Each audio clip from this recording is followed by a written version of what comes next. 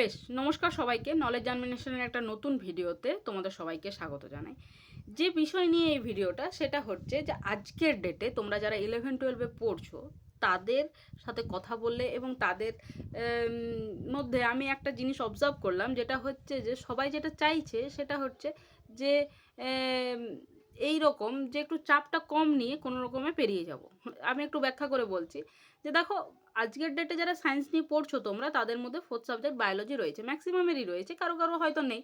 তো যাদের biology fourth সাবজেক্টে রয়েছে বা কারো কারো মেন রয়েছে, কিন্তু তাদের মধ্যে এত এত স্টুডেন্ট তোমরা সায়েন্স নিয়ে পড়ছো, কিন্তু যখনই আমি তোমাদের সাথে কথা বলছি যে তোমরা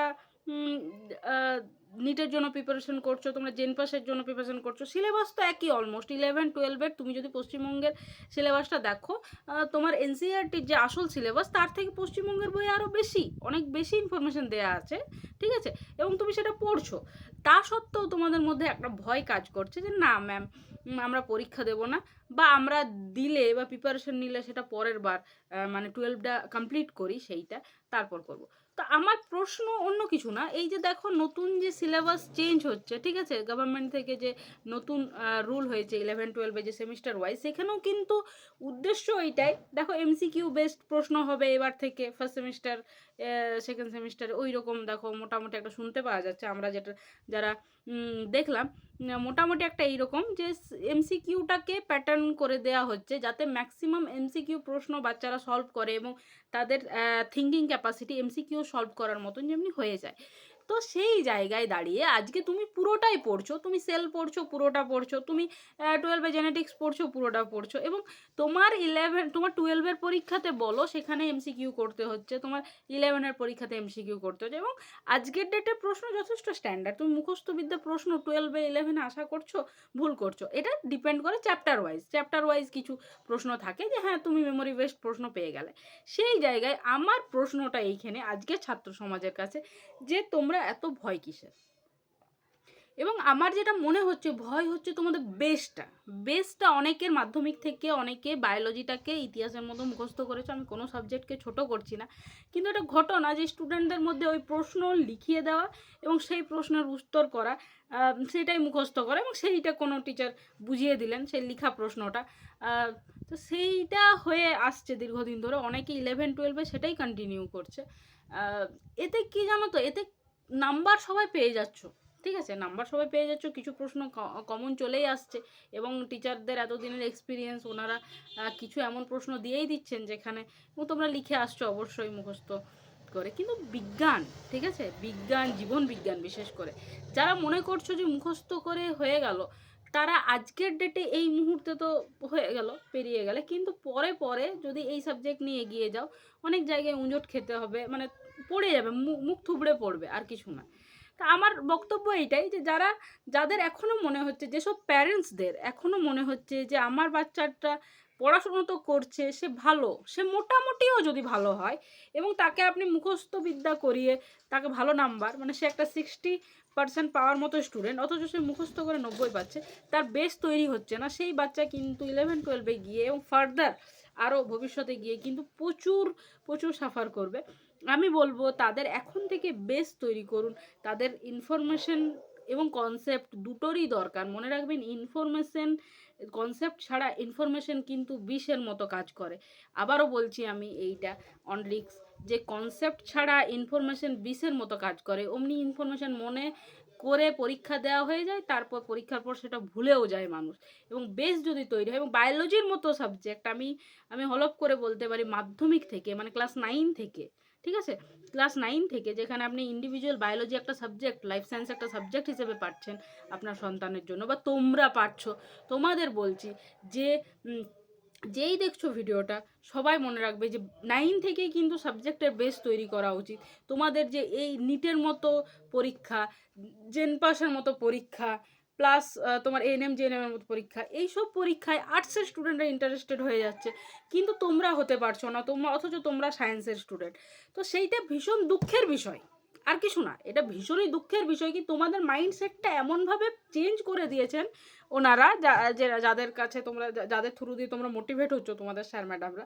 আমি কাউকে কিছু বলছি না, কিন্তু জানো তো কিছু কিছু জায়গায় যে না বললেও মানে সেইটা অনেক খারাপ হয়, যে তোমরা এমনভাবে মোটিভেট হয়ে গেছো যে না নিট মানে ভীষণ কঠিন। আরে বাবা তুমি একবার দেখো তো, ওই চ্যাপ্টারটাই পড়ছো, ওই চ্যাপ্টারটা থেকেই প্রশ্ন আসবে, তারপরও তোমার ভয় কি করে হয়? তুমি সামনে ওই চ্যাপ্টারটা পড়লেই না, তার আগেই তুমি ভয়ে পিছিয়ে গেলে।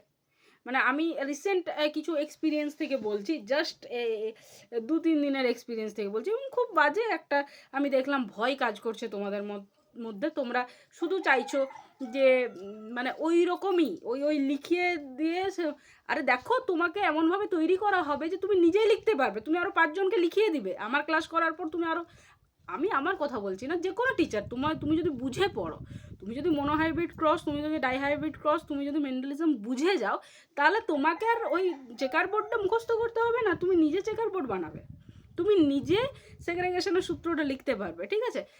তো আমি যেটা বলতে চাইছি, প্যারেন্টসরা, স্টুডেন্টরা, সবাইদের বলছি, যারাই স্টুডেন্টদের সাথে জড়িত তাদেরকে বলছি যে বেস তৈরি করার চেষ্টা করুন কাইন্ডলি।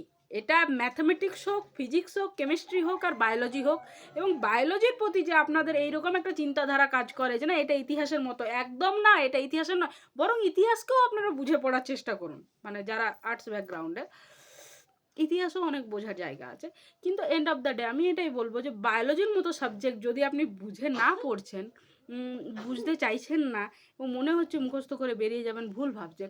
ভবিষ্যতে যদি বায়োলজিতেই পাটা চলে যায় সেই লাইনে, বা কোনো দিন নি অফ ইন্টারেস্ট যদি জাগে মেডিকেলের মতো জায়গায়, সেখানে আপনি মানে সেখানে একটা দারুণ ফিউচার, প্লাস বিএসসি নার্সিং বলুন বা এনএম জিএনএম, এই এএনএম বা জিএনএম, এইসব দারুণ একটা ফিউচার, বিশেষ করে মেয়েদের ছেলেদের সবার ক্ষেত্রে। এখানে কিন্তু আর জেন্ডার আর এর ব্যাপারটা, যেটা ছেলেরা নার্সিং করবে না, মেয়েরা মানে ছেলেদের মধ্যে ডাক্তার হওয়ার চান্স কম, এসব ফালতু কথা। সবাই ইকুয়ালি পার্টিসিপেট করতে পারো।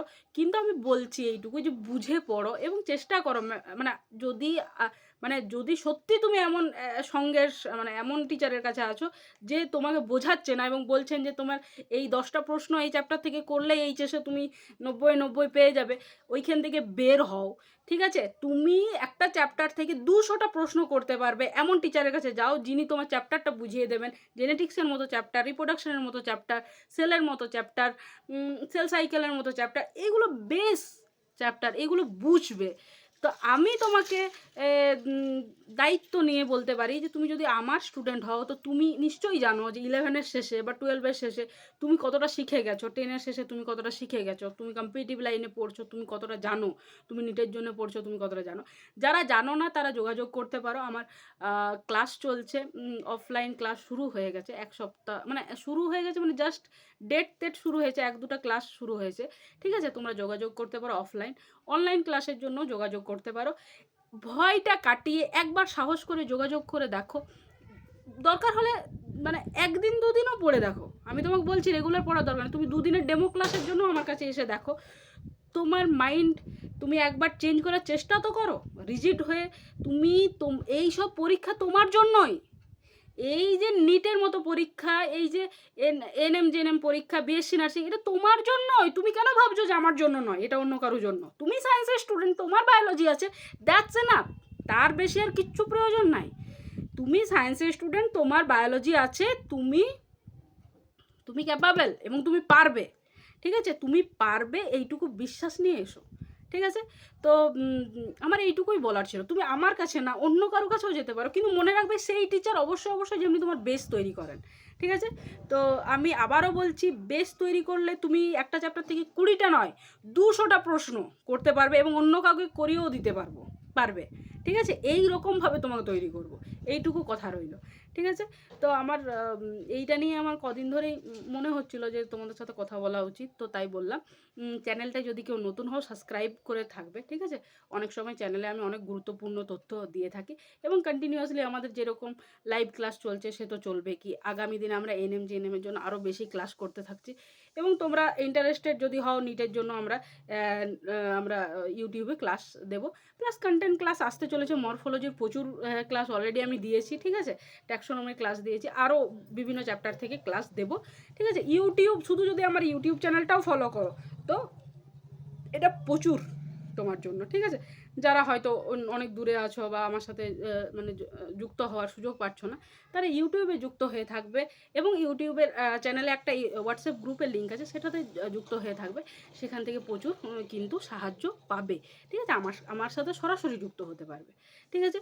তো এইটুকুই বলার ছিল। আমি জানি না কারো যদি খারাপ লেগে থাকে তো আমি একদম হাত জোড় করে ক্ষমা চেয়ে নিচ্ছি। সে প্যারেন্টস হতে পারেন, সে টিচার হতে পারেন, সে স্টুডেন্ট হতে পারো। কিন্তু আমার যেটা মনে হলো সেটা আমি বললাম। হতে পারে আমার ভুল মনে হচ্ছে। আর যদি আমার কথা ভালো লেগে থাকে তো অবশ্যই ভিডিওটা শেয়ার করে দিও। অবশ্যই ভিডিওটা শেয়ার করে দিও। আরও ৫ জন জানুক ব্যাপারটা। আর আমার সাথে যোগাযোগ করতে পারবে কমেন্টে। আমার হোয়াটসঅ্যাপ গ্রুপটার আমি লিঙ্কটা দিয়ে দেবো।